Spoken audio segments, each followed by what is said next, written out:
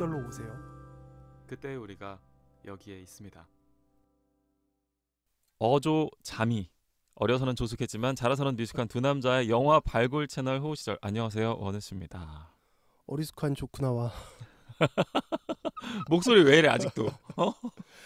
이게 네. 일주일 동안 네. 격리를 했는데도 불구하고 네, 코로나19로 인해서 그래서 저희 너무 오랜만이죠, 일단. 진짜 일단 원우 씨를 오랜만에 뵀네요. 우리도 지금 한 달 돼가. 우정에 금이 가고 있어. 이게 우정 관계인지 비즈니스 관계인지. 비즈니스 이미 박살이 났고, 왜냐면 이게- 돈을 한 번도 벌어본 적이 없으니까. 이게 비즈니스라면 이런 비즈니스가 어딨냐고. 그렇지. 지난번에 이제 코로나19 확진 판정으로 네. 굉장히 힘든 쇼생크 탈출의 시간을 지금 보내셨을 것 같은데 일단 뭐 복귀 인사 간단하게 뭐 해주시겠어요? 안녕하세요, 조쿠나입니다. 네.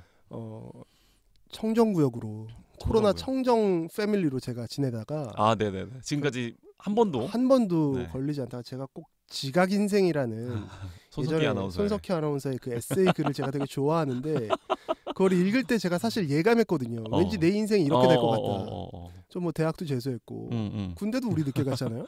뭐 자꾸 제가 우리로 포섭해서 죄송한데. 아니 맞아요. 그리고 뭐 결혼도 저도 똑같아요. 결혼 시장에서도 계속 늦고 있고. 네 맞아요. 이 모든 것에서 지각 인생이더니 네. 저 입사할 때 제 동기들 중에서 제가 나이 제일 많았거든요. 아 진짜요? 저 모든 것에서 지금 지각 인생을 살고 있는데 결국 코로나까지 이게 이렇게까지 될 일이야? 코로나까지 결국 지각해서 네네. 안 걸릴 거면 모르는데. 그러니까 그래서 마지막에 걸리고 나서 네. 근데 요새는 격리가 일주일밖에 안 돼요. 저도 일주일 했던 것 같은데요. 네. 격리 일주일 하고 나니까 네네. 다 안 난 것 같은데 또 다 다니라고 해. 괜찮대. 이제 균은 안 나오니까. 근데 그게 그러면은 내가 언제 네. 코로나 격리를 바로 안 하면 네네. 한 2, 3일 지나서 제가 확진 판정을 받으면 네. 이게 좀 이상한 거 아닌가라는 생각을 하면서 네네. 어찌 됐든 뭐 국가의 뭐 제도와 정책대로 네. 그 다 한 다음에 지금은 뭐 하얀 거짓말 상태로 감기 기운은 약간 남아 있지만 네네네. 어찌 됐든 뭐 별로 앓지는 않았습니다. 이렇게 막 힘들거나 그러지는 않으셨다는 얘기죠?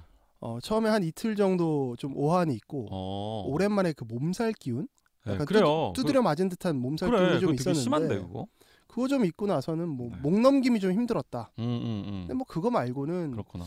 오히려 그 저는 감각하는 부분이 좀 떨어지니까 미각이요? 후각이 조금 그랬던 것 후각이요? 같아요. 제가 아주 대표적 개콘데. 네. 그 소문나는 개콘데. 네. 후각이 조금 떨어지니까. 그 맛도 잘 못 느끼잖아요. 근데 뭐 전 잘 먹긴 먹었어요. 그래서 아무튼 후각이 떨어지다 보니까. 거의 떨어지다 보니까 이제 이게 감각하는 게 떨어지면 제가 뭐 이런 얘기를 좀 이따 할 수도 있지만 사람이 생기가 없어질 수 있구나. 그래서 코로나 블루라는 게 있었던 게 아닐까라는 생각을 한번 살짝 해봤습니다. 네. 막 육체적으로 뭐 엄청 아프다거나 이렇다기보다는 그래도 상당히 크리티컬한 나름대로의 또 손실이 좀 있었던 거네요. 굉장히 큰 손실이 있었죠. 왜냐하면 제가 야구 레슨도 받고 그랬잖아요. 그러니까 1승 하겠다고. 근데 그 기간 동안에 운동도 못 하고. 그 기간 동안 운동 못 한 것도 운동 못 한 건데 야구 경기가 있었던 거지. 우리 시즌 개막전이. 그럼 개막전을 못 나갔어요. 그렇게 더 재밌는 건 뭔 줄 알아요? 그렇게 설레발 떨고 설레발 떨고 막 돈 써서 레슨 받고 막 이랬는데 개막전을 못 갔어. 개막전 못 갔잖아. 네네. 근데 우리가 작년에 우리 팀이 한 번도 못 이겼단 말이야. 맞아요. 1승이 목표였는데. 1승이 목표였는데 내가 빠졌는데 1승을 했네. 나 진짜 어이없네. 야, 이거 진짜 너무 웃긴 얘기다. 그래서 야, 이런 에피소드가 생겼을 때 얼마나 얘기하고 싶었을까 방송에서. 완전 이거 진짜 패배 요정인가? 대박이다 진짜. 아니 그러면은 격리돼 있는 동안에 1승 했으면은 같이 축하도 못 했겠네요. 그러니까 뭐 이제 제가 그 문자로 그 문자로 이제 실시간 기록은 나와요. 그래서 제가 코로나로 아픈데 저녁 때 그 경기 로그를 계속 게임 로그를 봤었죠. 그게 무슨 프로야구도 아니고 이제 우리 사회인 야구. 사회나 야구도 그 어플리케이션이 있거든요. 네네네. 그래서 거기서 이제 제 천시장이다. 처참한 기록과 함께 같이 남아 있는데 요번에도 당연히 지듯이 돼 있길래 어떻게 위로하지 이런 생각을 하고 있었는데 갑자기 마지막 이닝에 빵빵 터지는 거야. 5점을 대거 득점하면서 마지막 이닝 그러니까 역전승을 심지어 했어요. 역전승을 한 거예요. 그렇게 또 재밌는 게임이었어? 이거 참 이게 되게 할 말이 없어지더라고요. 내가 되게 뭐랄까 약간의 소외감 같은 것도 좀 있었을 것 같고 왜 하필 이때 이겼나? 이러면서 뭔가 목표가 그러니까 빼앗긴 목표 이런 거 아닌가요? 그래서 뭐 제가 감히 말씀드리면 이런 네. 얘기까지 안 하려고 했는데 팀 승리가 우선이고요라는 선수들은 네. 진심이 아닐 확률이 높겠구나. 네. 그럼요. 그분들이 승부욕이 얼마나 강한 사람들인데. 아 그렇구나. 그렇게 또 되게 나름대로 되게 다이내믹한 격리를 보내셨네요. 근데 그렇게 하서 푹 쉬신 거죠? 좀 그래도 얼굴은 약간 좋아지셨어요. 아 그래요? 네. 좀 약간 얼마나 안 좋았던 거죠? 그러니까 되게 약간 한 2-3살 어려 보여요 지금. 아 그런가요? 지금 머리도 좀 바꾸신 것 같고. 아 머리가 그냥 길었고. 근데 뭐 원우 씨를 하도 안 봤으니까 네. 머리를 그 중간에 한번 자르긴 했겠네요. 네. 머리 굉장히 어딘지 모르지만 거기로 계속 가시면 될 것 같은데. 아 계속 가고 있습니다. 제가 좋아하는 기석쌤. 네. 사실 제가 이렇게 좀 재밌게 웃자고 얘기하고 있지만 네. 전 코로나를 겪으면서 네. 우울감? 이런 것들도 좀 느꼈었어요. 아, 그러니까 조 셰프님은 집에 안에 계신 거에 집에만 계속 있는 상황에 대해서 좀 힘들어하시는 편이세요? 아 그렇진 않아요. 그렇지 않음에도 불구하고. 그렇지 않은데 네. 이제 제가 여지껏 느꼈던 고민들을 네. 갑자기 뭐 재택근무를 하는 걸로 전환은 됐지만 네. 되게 매너 있게 저한테 업무를 그렇게 막 주시진 않더라고요. 아 잠깐, 그러니까 쉬는 동안에도 일을 아예 안 하신 건 아니군요. 네, 그러니까 로그인해서 재택근무를 하는데 네. 막 저한테 오더가 떨어진다거나 아무래도 뭔가를 막 퇴근하지는 않으셔서 네. 좀 쉬어라, 약간 이렇게 배려를 좀 많이 해주셔서 그렇지. 감사하네요. 저도 이제 제가 하고 있었던 루틴한 업무들 외에는 네. 조금 운동하는 시간도 없고 하니까 그렇지. 이제 시간이 되게 많이 남은. 고민하고 호흡 시절 녹음 못해서 아쉽다. 네. 그리고 또 그때 이제 저희 친척분이 돌아가셔서 그러셨군요. 또 조문도 못 가고 참 송구스러운 마음과 일이 많으셨네요. 이번에. 일이 몇 가지 있으면서 제 시간을 좀 돌아봤는데 네. 우선 그 전에 저 대신에 네. 그 백삼 작가가 이제 네, 저희 방송 대타로 잠깐. 대타로 네네. 대출을 해주셨는데 대출. 그렇죠. 대리출서. 대출을 해주셨는데 방송이 더 좋아. 그거는 조 셰프님 생각이죠. 방송이 너무 좋고 그 백삼 작가님 이거 방송 천재 아닌가? 백삼 작가님 방송 진짜 잘하세요. 네. 진짜 잘하시더라고요. 네네네. 그래서 들으면서 좀 위기감을 느꼈고 바로 교체 당하겠는데 이러면서. 근데 진짜 뭐 별 논외 얘기지만 오디오 클립 채널 혹은 유튜브 채널 하나 그 파셔도 되겠다는 생각이 들더라고요. 네. 그래서 진짜 오늘 은퇴 방송을 준비해야 되나 약간 고민을 했었고 훨씬 재미있고 생기 넘치는 방송이었다 이런 생각을 하면서 제가 뭐 4년 차 만 3년에 이르는 지금 방송인인데 그럼요. 그래도 호우 시절은 좋긴 하지. 백삼 작가가 우리에게 뭐 제가 원우 씨까지 좀 슬쩍 얹어서 이렇게 끄집고 들어가면 네. 우리에게 방송 이렇게 하는 거다. 맞아. 약간 한 수 알려줬어. 팬이라고 하면서 알려주는 듯한. 니네들 방송 이렇게 하는 거야. 약간 이렇게. 내가 몇 년 동안 성대모사를 해봤나? 약간 이런 생각을 하면서 아주 강렬한 느낌을 받았고 그래서 넘겨줄까? 근데 이 채널 넘겨주면 받을까? 약간 이런 생각들. 그러니까. 뭐 받을 사람 생각도 안 하고 내가 주겠다는 것 같아서. 그래서 하지만 여러분들께서 사실 백삼 작가를 만나보신 적은 없잖아요. 근데 그렇죠. 이제 백삼을 사실 전면에 내세운다면 유튜브도 공략할 수 있을 것 같다. 우리 둘은 복면가왕처럼 가면 쓰고 나오고 우리는 그런 타일 같은 거 하나 쓰면 되지. 하이타일 같은 거. 조명도 좀 꺼도 돼. 근데 그래. 백삼은 왜 이러냐면 제가 좀 외람된 말씀일 수도 있지만 백삼 작가 목소리가 되게 좋잖아요. 근데 사실 이분의 목소리가 외모를 따라오지 못해요. 너무 아저씨 같은 그 표현인데 뭐 백삼 작가님 뭐 이런 표현 좀 기분 나쁘시면 죄송한데 이분의 목소리가 외모를 따라가지 못해요. 그러니까 약간 유튜브에서 얼마나 잘 되겠어요. 우리만 없으면 잘 될 것 같다는 생각이 들어서. 근데 백삼 작가는 유튜브 채널 있긴 하세요 지금. 그래요? 근데 본인이 이렇게 많이 나온다기보다는 이렇게 뭐 그림 드로잉이라든지. 저도 그거는 알죠. 그래서 저희 것도 작업 많이 해주시고 되게 다재다능하고. 그렇죠. 가진 게 많으신 분이시죠. 이야기도 참 잘 하시는구나. 그래서 되게 영광스럽게 생각하면서 깊은 감사의 인사를 제가 올려드립니다.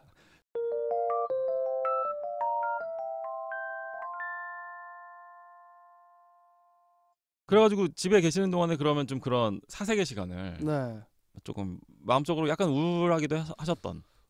좀 여러 가지 생각들을 하면서 사실 뭐 이 호우 시절에 대해서 좀 말씀드리면 저희가 뭐 몇 차례 말씀드린 바 있긴 한데 아마 근데 제가 이런 속내까지는 원우 씨한테도 얘기 안 하지 않았나 싶어요. 그러니까 청취자분들께서도 지난 시간 동안 좀 들으시면서 원우 씨가 말도 더 잘하는 것 같고 뭐 이런 게 뭐 트렌드도 더 잘하는 것 같은데 왜 조쿠나가 주로 떠들지? 라는 생각을 하실 수 있거든요. 조쿠나가 주로 떠들었나요? 조쿠나가 주로 떠들죠. 뭐 발굴할 때. 뭐 제 생각에는 그러니까 여기에 그 의견을 더해 나가고 구조를 잡고 하는 부분이 그렇죠. 주로 조쿠나 위주로 흘러갔는데 이게 사실은 원우 씨 입장에서는 되게 반짝반짝한 사람인데 저한테 그 약간 원우 씨가 그런 마음으로 저한테 접근하지는 않았겠지만 약간 계속 내가 이야기할 수 있는 기회를 주는 듯한 느낌이었어요.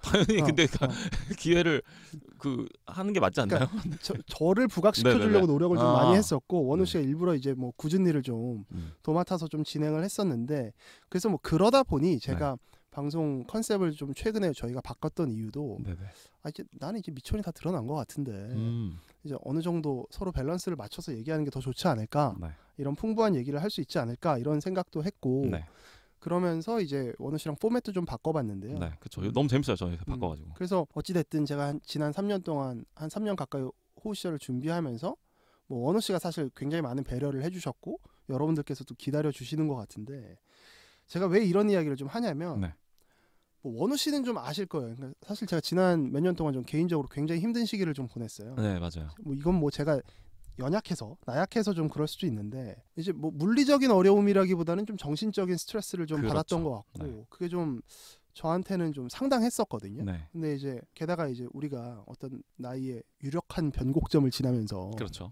앞자리 수가 바뀌는. 저도 그 나이가 되면서 이제는 그 나이가 들었다라는 얘기를 관념적으로 나이 들었어.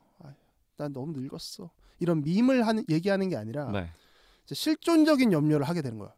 제가 좀 무겁게 얘기했는데 뭐 이런 거죠. 코로나 거치면서 집콕하고 있다 보니까 나 이제 뭐 먹고 사나? 앞으로 우리 이제 은퇴를 준비했을 때 나는 얼마나 대비돼 있나?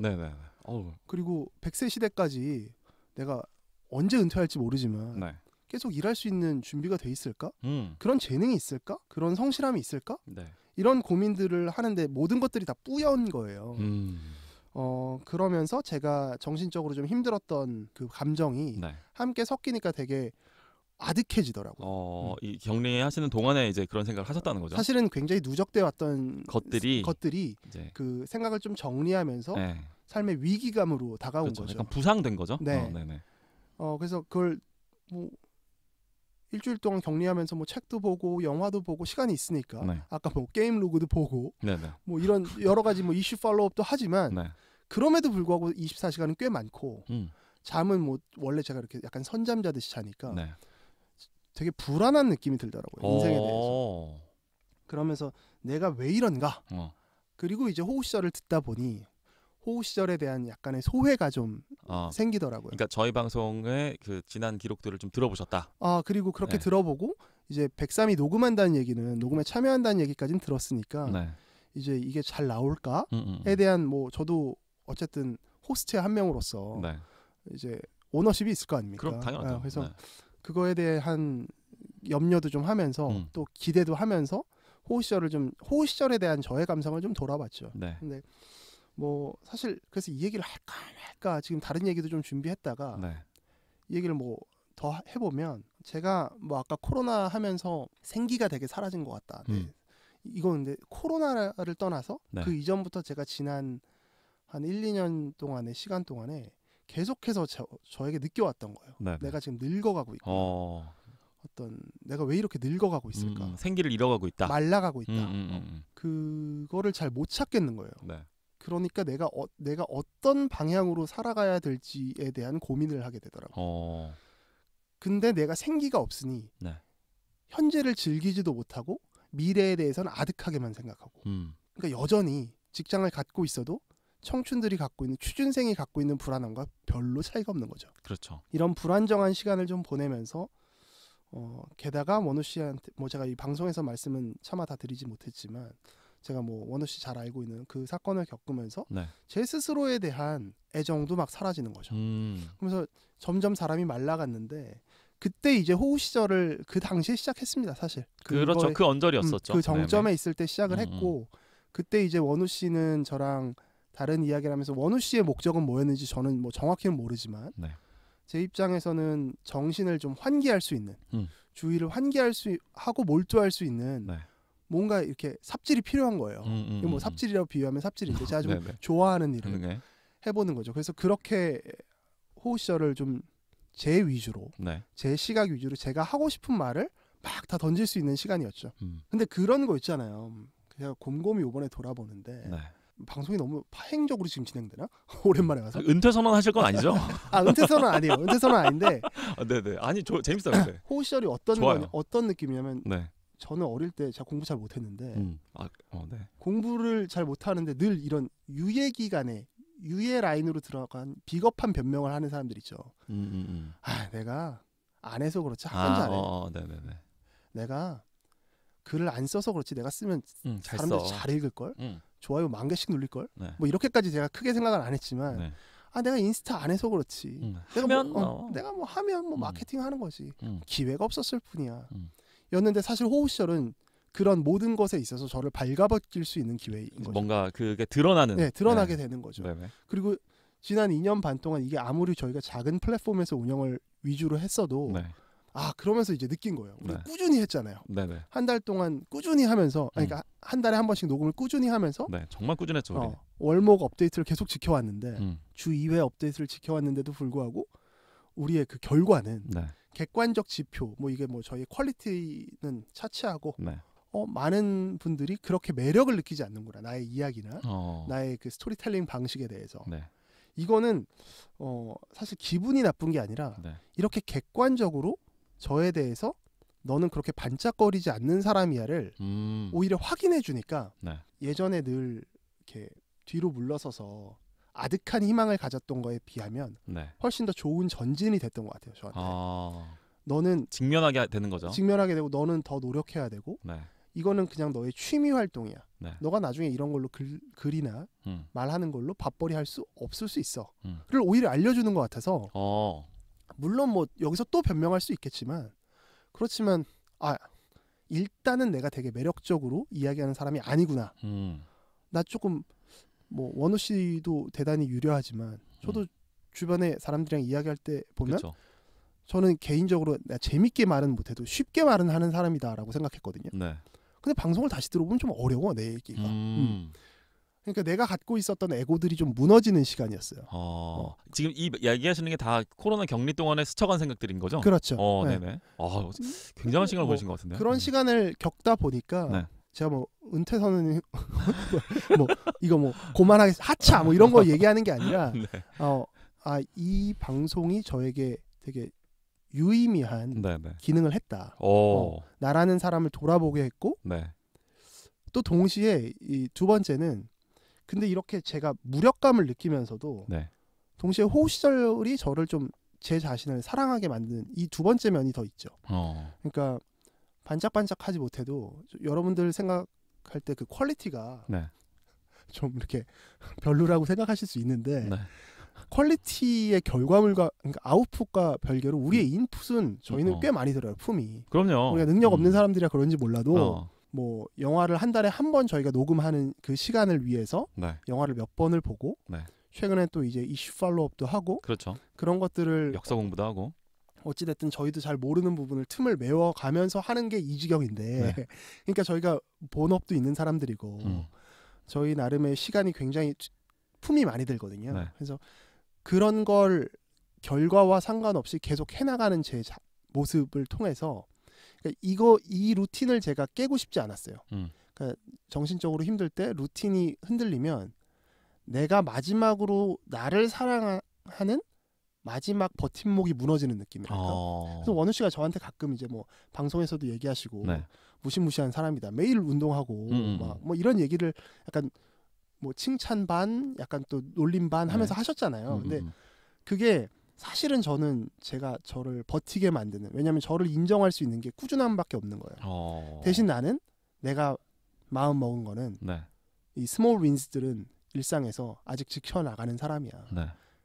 니들이 원하든 말든 간에 내 주변 사람들이 원하든 말든 간에 나의 매력도와 상관없이 난 내가 다짐한 거를 지켜가는 과정이야 라는 생각을 하게 됐던 아주 중요한 툴이죠. 호우 시절은. 네. 그 중에 하나죠. 그래서 저는 지금도 제 루틴을 깨는 걸 별로 안 좋아하는 게 네. 사실은 그만큼 제가 좀 핍절한 상황에 있어서 저를 사랑하는 게 되게 필요한 거예요. 네. 그래서 결론, 코로나를 겪으면서 제가 되게 생기 없는, 내가 왜 점점 생기 없이 늙어갈까? 네. 이게 지난 몇 년 동안의 저의 삶의 어떤 주제였어요. 누적된 고민이었거든요. 네네네. 인체의 기능이 지금 근데 막 우리가 그렇게 막 신체의 기능이 떨어지진 않잖아요. 네네. 체력이 막 더 고갈된 것도 아닌 것 같은데 왜 그럴까?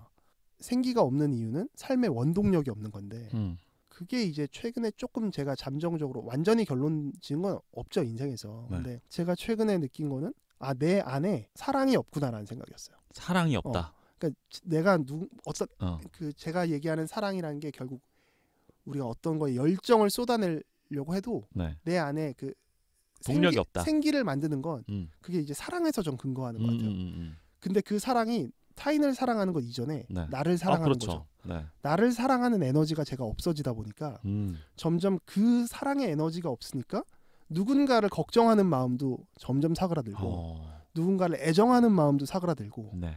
자꾸만 관조적으로 변하고 그 한 발 물러서 있으려고 하고. 물러서 있게 네. 되고 근데 거기서 물러서서 바라보던 나의 시선에 대해서도 나는 별로 대단한 사람이 아니야라는 인식을 점점 하게 되면서 무력감을 느끼니까 점점 무너져가는 거예요. 네. 그래서 제가 30대, 20대 후반 30대 여행을 많이 하면서 행복이란 무엇인가를 네. 되게 고민을 오래 했거든요. 네. 조크나의 철학 수업 같네요. 조크나의 철학 수업은 아니고 철학 고뇌. 네네. 근데 그때 저는 행복한 거는 제가 뭐 원우 씨한테 자주 말씀드렸지만 지금의 내 삶을 알랄이 느껴가는 거 아닐까라고 생각한다였거든요. 네. 근데 내 삶을 알랄이 느낄 수가 없는 거죠. 이 생기가 없다는 거. 네네. 느낄 에너지가 없는 건데 그러면 어떻게 하면 지금 이제 고민하는 건 어떻게 하면 내 안에 사랑의 마중물을 다시 마련하느냐. 네. 요 부분이 뭐 지금 마련됐다가 아니라 제가 지난 몇 년 동안의 고민의 끝에 나는 지금 내 안에 사랑이 부족하다. 그 원동력이. 네. 연료인 거죠, 일종의. 네. 생애 그 부분을 어떤 방식으로든 채워나가는 과정을 내가 지금 해야 그게 인간의 어떤 뭐 재물이나 네. 뭐 경제적 자유나 이런 부분들이 부차적인 문제인 것 같아요. 그 행복하려면 우선 내 안에 사랑이 있어야 되고 네. 거기서 이제 그 곱하기나 더하기가 되는 기능들이 뭐 경제적 자유나 네. 혹은 뭐 내가 취향이나 이런 것들이 붙었을 때 어떻게 승수 효과를 발휘할지는 각자의 영역마다 다르지만 네. 우선 기본적으로 인간은 사랑이 있어야 되는구나. 우리 삶의 어떤 원자재 같은 거죠. 네. 그게 이제 그 구심점이 있어야 된다. 원동력이. 네. 그래서 그거를 어쨌든 제 나름대로 중간 진단을 할 수 있었다는 부분 때문에 사실 오늘 이런 얘기를 할 수 있는 것 같아요. 그 전까지는 계속해서 제 나름의 삶에 대한 프레임이 되게 흔들렸던 시기였거든요. 그래서 오늘 갑자기 무턱대고 이 얘기를 하게 됐네요. 이 얘기를 한 이유는 그리고 월요일부터 영화 얘기를 하려고 네.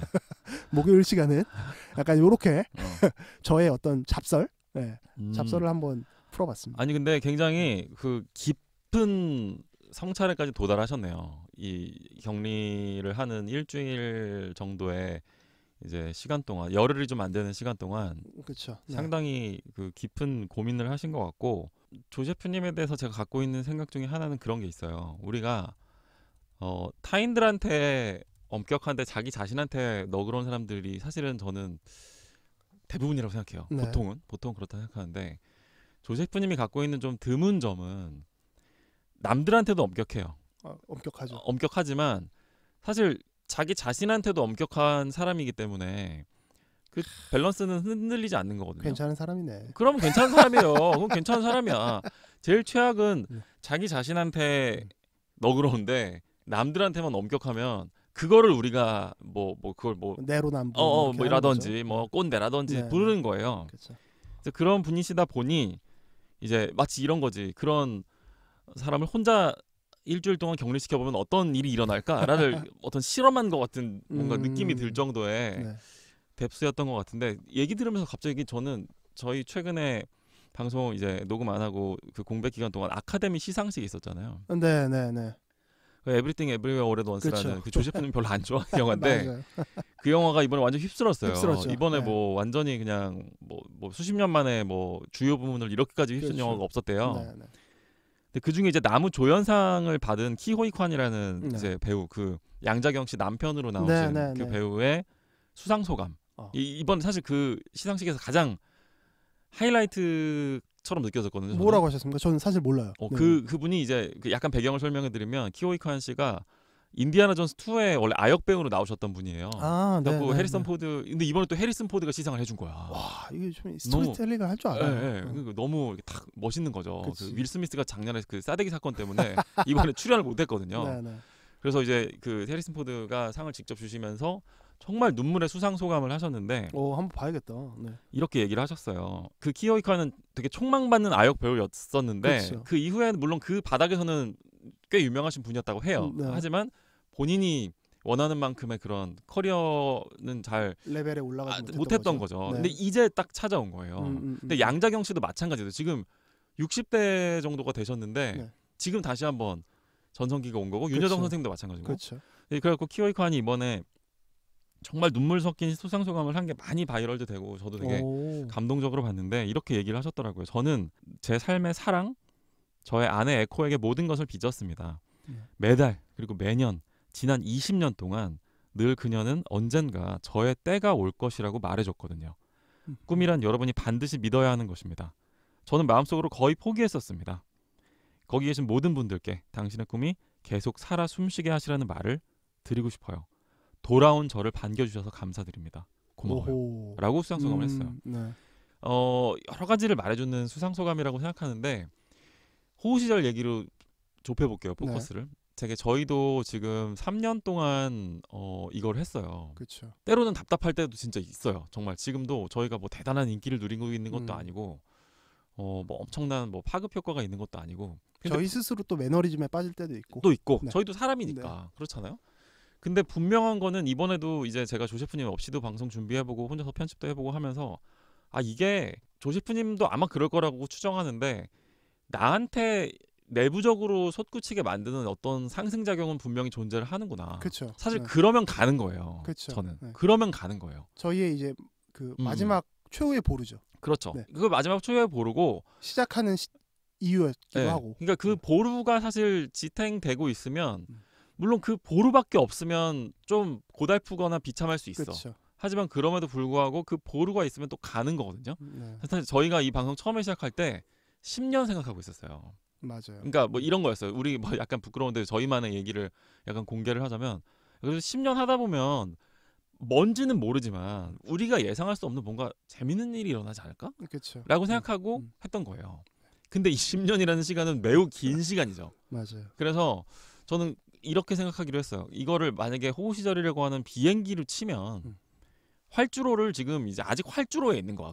근데 왜 비행기가 뜨려면 활주로에서 한 400km 시속으로 막 이렇게 가다가 어느 순간 훅 뜨는 거잖아요. 동력이 붙어야 되는데. 네, 근데 우리는 지금 아직까지 슬프게도 경운기야. 아직까지는 그 육지에 딱 붙어가지고 어떻게 보면 자동차보다도 느린 속도로 아직은 되어 있는 상태인 거예요. 근데 그거에 대해서 막 이게 서로 스스로를 괴롭히기보다는 사실 그런 상태라고 그냥 생각하는 거예요. 그렇게 남들이 뭐라고 하건, 뭐 때로는 미래에 내가 뭐라고 하건. 저는 그러니까 그 결과에 대한 사실 미련은 버렸어요. 예를 들어서 저도 뭐 그런 거 있었어요. 막 이 방송으로 뭐 막 우리도 막 어디에 나가가지고 막 이렇게 하면 얼마나 재밌을까. 이런 생각이 뭐 100%는 아니지만 지금 사실 그런 부분에 대해서는 되게 많이 정리를 했고, 그냥 지금은 저는 이 녹음하러 오는 길이 즐겁고 방송하는 그 시간이 즐겁고 그걸 이제 아까 조 셰프님이 얘기하신 나의 삶과 일상을 알알이 사랑하는 과정의 일부가 될 수 있겠죠. 저는 그러면은 그 마음이 지금 우리가 이 녹음된 상태로 보존되는 거잖아요. 우리가 이렇게 녹음을 하나하나 채워나가고 있는 거잖아요. 우리의 그런 뭐 일종의 뭐 열정과 사랑이라고 할게요, 나름대로. 그런 게 채워져 있는 냉장고라고 생각하면 되는 거예요. 그럼 그거를 언젠가 누군가 뭐 이 감정이라는 건 유통기한이 따로 있는 것도 아니고 이 열정에 어떤 기한이 있는 게 아니라고 한다면, 이게 쌓여있는 게 언젠가는 누군가 한 명에게라도 전해질 수 있으면 저는 외부적인 반응에 대한 피드백은 그걸로 그냥 됐다는 생각이에요. 뭐 이 말씀은 저도 마찬가지인 게 저희 고민을 쭉 있으면서 제가 뭐 아까 뭐 이 사랑의 이야기를 제가 부끄럽지만 했던 이유는 이 방송을 통해서 저희가 뭐 말을 그렇게 잘하는 사람들도 아니고 뭐 누차 제가 말씀드렸지만 그렇게 말을 재밌게 하는 게 아님이 검증된 지표가 나온 사람들인데 네네, 그렇죠. 그런데 저희의 이야기를 통해서 제가 느꼈던 이 고민의 이 둔탁한 과정을 통해서 네. 어떤 분 한 분이라도 위로받을 수 있다면 네. 저는 되게 보람될 것 같아요. 네. 그게 이제 지금 사실 이야기를 꺼냈던 가장 큰 동기였고 네. 저희가 호시절 방송을 하는 목적이기도 하죠. 최후의 보루이기도 하고 네. 우리가 생각했던 부분을 공유하는 거고 제가 아주 많이 방송에서 언급했지만 네. 김훈 선생님의 인터뷰처럼 우리의 생각과 달라도 상관없는데 그냥 서로의 이야기를 그냥 꺼내보는 걸로 네. 꼭 이렇게 섞이고 네. 하나로 결론이 나오지 않아도 되니까 우리는 이 시대에 이런 고민을 이 시간에 이 나이에 이렇게 살았습니다 라는 아카이브를 저장해 나가는 거고 여러분들께서도 그래서 저희가 사실 댓글을 그렇게 요구하는 이유가 뭐 잘했어요라는 얘기를 듣고 싶은 것보다 사실 여러분들이 살고 있는 일상을 저희에게 던져주셨으면 좋겠다는 마음이 더 강해요. 굉장히 무리일 수 있지만 그래서 사연도 보내달라고 하는 게 그래서 여러분들의 일상을 여기다가 레코딩을 같이 하고 싶은 마음이 있습니다.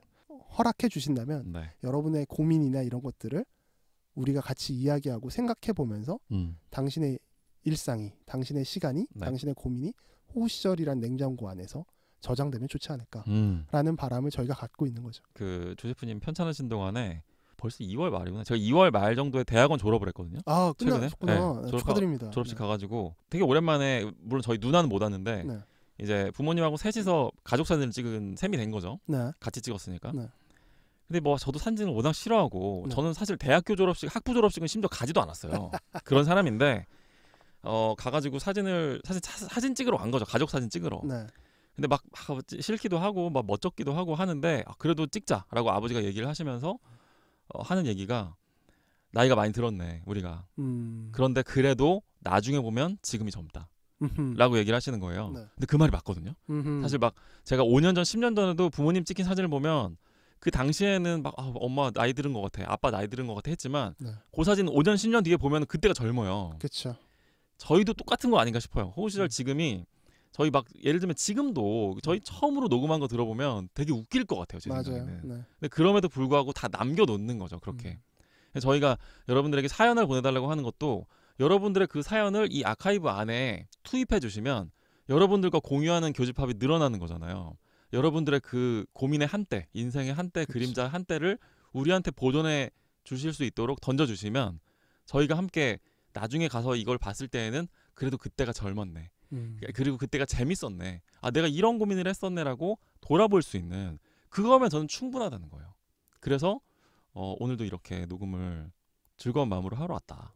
처절하고 검소한 그리고 소박한 여러분들의 인생을 그리고 저희의 기록을 같이 남겨주셨으면 좋겠습니다. 초대합니다. 나름대로 의도와 관계없이 굉장히 좀 딥톡이 된 것 같은 느낌인데 되게 재밌었어요. 근데 그것도 그건데 얘도 집에 계시면서 또 여러 가지 이슈 팔로우도 많이 하셨을 것 같거든요. 집에만 있다 보면 약간 좀 과할 정도로 스마트폰 많이 보게 될 때도 있잖아요. 뭐 여러 가지 일들이 있었어요. 지금 뭐 대통령도 일본 가 계시고 그다음에 뭐 나는 신이다라는 다큐멘터리 지난번에 제가 잠깐 말씀드린 것도 있었고 백삼 작가님이랑 이야기하셨죠. 뭐 더 글로리 얘기도 있었고 뭐 WBC도 야구도 있었고 혹시 좀 제일 유심히 보신 뉴스 뭐 야구죠, 뭐 저는. 그러니까 사회인 야구도 그렇고 WBC도 그렇고. WBC 이 야구는 좀 독특한 게 그 축구가 사실 내셔널리즘이 제일 강한 스포츠라고 보고요. 야구는 그렇게 범대륙적으로 그렇죠. 인기를 끄는 그런 곳이 아닙니다. 그래서 지금 우리나라나 일본 그리고 미국이죠. 뭐 이런 몇 개 나라에서는 굉장히 인기가 많지만 요번에 뭐 WBC에 참가했던 체코 같은 경우는 막 사회인 야구에서 지금 아시아에서 그런 경기를 했는지조차 모르고 뭐 중계도 안 된대요. 그쪽에서는. 쟤네 왜 나간 거야? 라고 하는. 그래서 본업을 아예 달리 갖고 계신 정말 사회인 야구와 선수들이 이제 버무려진 팀이거든요. 그러니까 수준 차가 굉장히 많이 나는 거죠. 게다가 이 WBC가 FIFA처럼 아주 공신력 있는 기구 그 역사가 없다 보니까 그리고 팀들도 이런 대륙 간 불균형들이 좀 있다 보니 조 편성할 때 예를 들어 지금 뭐 A, B, C, D조가 있었거든요. 네. 4개 팀씩 WBC가 좀 강론으로 말씀드리면 네. D조 같은 경우는 우승 후보 3팀이 때려박혀 있어요. 시드 배정도 제대로 안 되고. 그러니까 일부러 그렇게 한 거예요. 왜냐하면 재밌게 하려고. 이 뭐 푸에르토리코나 뭐 베네수엘라나 도미니칸 리퍼블릭, 네. 도미니카 공화국 다 야구 잘하는 나라들이거든요. 남미 나라들이 야구를 잘합니다. 북중미 남미가. 맞아. 쿠바라든지. 근데 이쪽 이 아메리카 대륙에 있는 사람들 아시아에다 갖다 놓으면 네. 아시아에서 정말 실제로 리그가 제대로 운영되는 뭐 한국이나 네. 일본이나 대만 같은 팀들이 이 메이저리그가 섞여 있는 이 선수들이랑 하면 사실 떨어질 확률이 되게 높아지죠.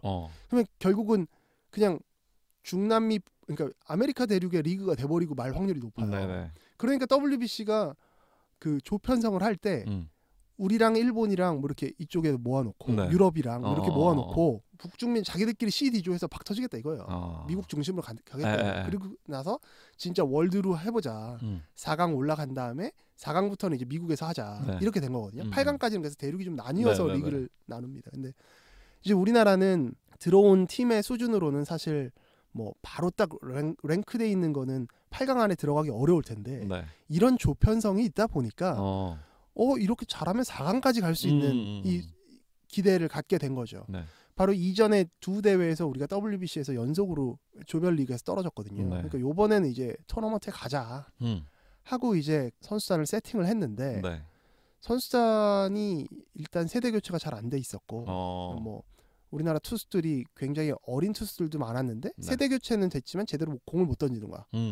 투수가 스트라이크를 못 던져. 아. 근데 연봉은 막 몇십억씩 받아. 그러니까. 몇 억씩 받아. 그러니까 사람들이 이제 우리나라 또 팬들은 네. 한국 하면 그래도 야구 좀 강국가 아니야? 어. 이런 기대를 갖고 있는데 그렇지. 옆 나라 일본. 사실 일본과 한국의 리그 격차는 굉장히 많이 납니다만 매도 불구하고. 그래도 우리 한일전이잖아요. 네. 그리고 야구의 특성이 아무리 강해도 네. 승률이 7할을 넘기가 어렵고요. 뭐 어느 정도 되면은 네. 한 3, 4할을 이길 수 있으면 단기전은 모르는 거거든. 근데 일본한테 참패. 또 호주라고 우리가 뭐 리그 취급도 안 하는 그러니까. 팀한테 지고. 네. 결국 그래서 우리가 중국한테 화풀이하고 중국한테 화풀이하고 체코한테 이기고 짐 싸서 왔잖아요. 네. 그래서 뭐 그 논란이 되게 컸는데 어떻게 보셨어요? 저도 이 야구 보면서 네. 야 이건 뭐 첫 번째 느낀 건 우리나라가 이제 정점에서 내려오는 시기를 야구가 보여주는구나. 정점에서 내려온다는 건 스포츠면인가요? 아니면 스포츠든 경제든 모든 것에서 지금 뭐 요새 제일 이슈가 되는 뉴스 중에 하나가 이제 출산율 0.78인데 맞아요.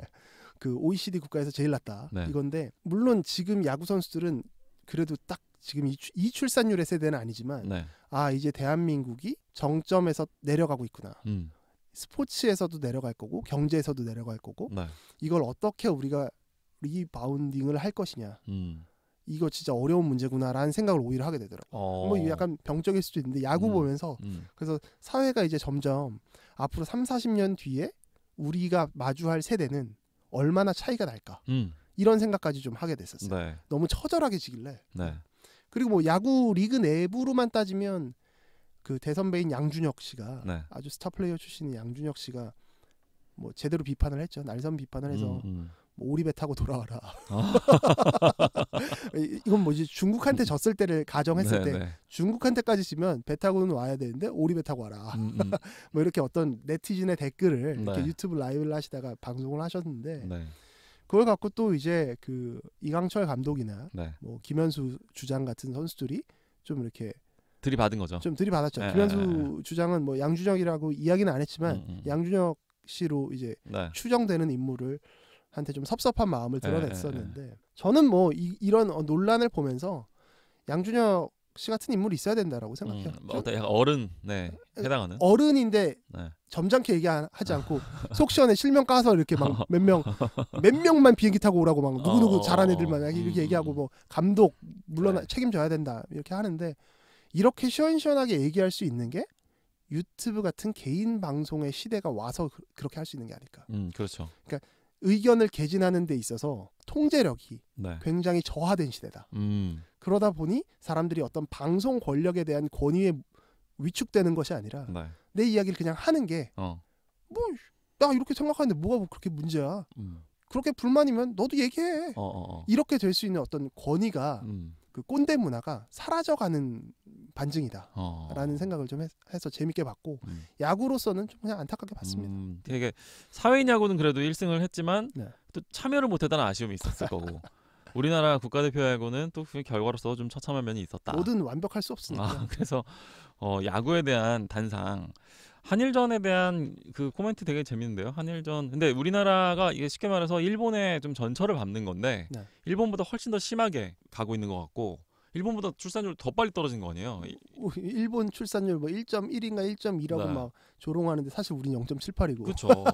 조롱할 때가 아닌데. 그렇죠. 그래서 그러니까 저는 한국 사회를 바라보는 되게 꿀팁 중에 하나가 일본을 보는 거거든요. 그렇죠. 일본을 보는데 일본에 우리가 뒤를 좀 따라가는 면이 되게 많은데 뭐 경제나 사회면이나 그렇죠. 뭐 이런 게 근데 일본보다 더 빡세요 우리가. 맞아요. 일본보다 더 극단적으로 가요. 그 같은 경로를. 맞아요. 네. 그래서 그런 면이 좀 있는 게 공감이 좀 됐었고 근데 예전에는 그래도 예를 들면 일본 뭐 축구 이런 것도 이제 좀 일본보다 객관적인 역량은 좀 떨어질 때에도 한일전은 그래도 이겨야 된다. 이제 이런 것 때문에 실제로 이길 때도 있고 막 그랬잖아요. 근데 뭐 축구는 뭐 사실 우리가 아직도 더 이긴다라고 네. 사람들이 얘기하죠. 근데 이제 뭐 모르겠는데 뭐 비등비등한 것 같은데. 야구는 정말 이제 좀 돌이킬 수 없는 이게 또 네. 리바운딩이 될 수도 있겠지만 이게 사실 야구에 대한 세부적인 내용으로 좀 들어가면 네. 원래 일본과 한국의 야구는 일단 모수 자체가 다르고요. 그러니까 중국에서 뭐 다 탁구 치잖아요. 그러니까 뭐 그 10억 인구가 탁구 치는데 그치. 뭐 좀 과장해서 얘기하면 네. 지금 중국이 계속 우승하잖아요. 세계 대회를. 네. 아시아에서 야구는 일본한테 야구는 네. 국기 같은 거예요. 그래서 일본 야구의 어떤 인프라를 우리가 다 따라갈 수는 없고 네. 그냥 이 안에서 우리가 어떻게 즐기느냐 그리고 선수들이 어떤 태도를 보이느냐. 전 이게 더 중요한 것 같아요. 근데 선수들이 거기서 뭔가 자멸하는 모습, 좌절하는 모습, 네. 그리고 그분들은 되게 열심히 했겠지만 네. 뭐 이건 되게 결과론적인 해석일 수도 있지만 그들이 어떤 보여줬던 뭐 요번에 뭐 강백호 선수의 환호사죠. 세레모니 하다가 죽었는데 호주 경기에서 그러면서 이제 호주를 환호사 나 참 주루사도 아니고 환호사는 내가 처음 듣는데 환호하다가 발 뛰어가지고 이제 태그 당해서 죽었는데 이런 것들이 우리가 사실 강백호 선수가 뭐 그렇게 문제 있는 사람이겠습니까? 근데 이제 그런 걸로 그 세대를 또 프레이밍하기 시작하는 거죠. MZ는 또 이런 거 아니야? 맞아. 또 이렇게 그러니까 빌미가 된 거예요. 사실. 또 이렇게 상징되니까 대변되니까. 맞아. 하지만 어쨌든 스포츠나 이런 열정을 다해서 다이나믹하기를 원하는 사람들은 우리가 뭔가 이렇게 되게 열심히 하다가 아쉽게 떨어졌으면 그치. 그냥 그것만으로 박수 쳐줄 수 있다고 저는 생각해요. 아직도. 근데 맞아요. 이번에는 경기력도 경기력이고 그 태도적인 문제나 또 마지막에 이제 제가 이강철 감독을 선수 시절부터 굉장히 좋아했습니다. 근데 이강철 감독이 들어와서 뭐 저는 메시지 관리를 굉장히 못했다고 생각하는데 코리안 시리즈에서 뭐 투수 운영 해보시지 않았으면 해보시고 이런 뭐 아니면 그거 좀 경기 좀 보시고 얘기했으면 좋겠다. 뭐 요런 뉘앙스의 말씀을 하시는 건 뭐 꼬우면 니들이 뛰던가 이거잖아요. 약간 그런 건데 감독으로서 저에게 비난은 다 하시고요. 선수들은 감싸주세요라는 말이 굉장히 말씀은 하셨지만 허황되게 들렸다. 제가 요새 초한지를 다시 뭐 듣고 읽고 있는데 시대가 변해도 그때나 지금이나 우리가 장수에게 리더에게 기대하는 리더십은 크게 변하지 않았어요. 인류 문명은. 적어도 장렬하게 전사하라고. 저도 좋으니까. 아니면 정말 여우같이 움직이던지. 그래. 그러니까 야구가 뭔데? 농구가 뭔데? 그치. 축구는 뭐예요? 농구가 뭐예요? 농구 공 던져가지고 바구니 통과하면 되는 거잖아요. 그쵸. 그런다고 전쟁이 끝납니까? 그거 맞습니다. 한다고? 뭐 야구에서 홈런을 날린다고 해서 우크라이나 전쟁이 끝나고 뭐 기아가 해결되나요? 그렇지 않아요. 그냥 스포츠라고. 그런데 그 한낱 공놀이라는 우리의 밈화된 표현이 있잖아요. 그 한낱 공놀이를 한낱이 아니라 어떤 새로운 차원으로 올려놓는 건 그 게임을 어떻게 치르느냐의 문제라는 거죠. 어떻게 질 것이냐의 문제라는 거죠. 근데 그 부분이 결여돼 있고 언젠가부터 돈벌이처럼 된 거예요. 약간 저 사람들의 돈벌이 직업이야. 그냥 저게. 근데 그러니까 직업인 것도 좋아요. 근데 예를 들어서 그 스마비라고 하는 일본 아이돌의 리더 나카이라고 하는 인물이 이런 말을 한 적이 있어요. 내 직업은 뭐냐? 난 아이돌인데 내 직업은 노래하는 것도 아니고 연기하는 것도 아니고 나의 직업은 소녀들의 마음을 관통하는 거다. 그치. 이렇게 말했었다고. 아주 본질적인 거죠. 그거예요, 사실은. 스포츠 선수들의 것도 똑같아요.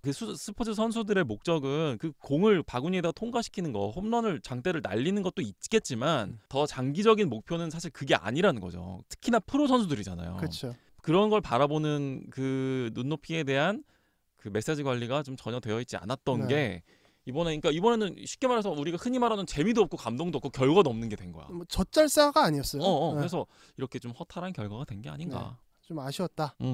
그렇지만 뭐 열심히 야구 사랑은 계속할 것이다. 그렇죠. 또 사랑하니까 이렇게 뭐 말씀도 할 수 있는 게 아닌가 생각이 드네요.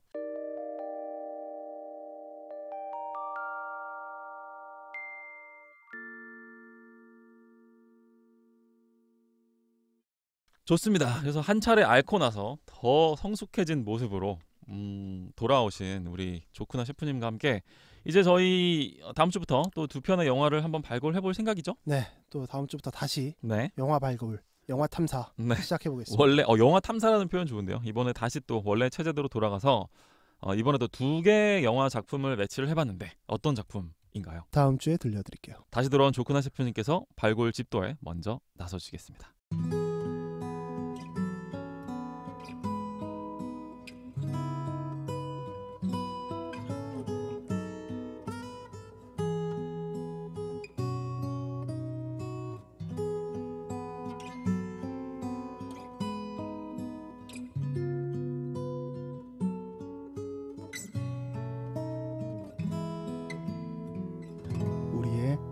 호우 시절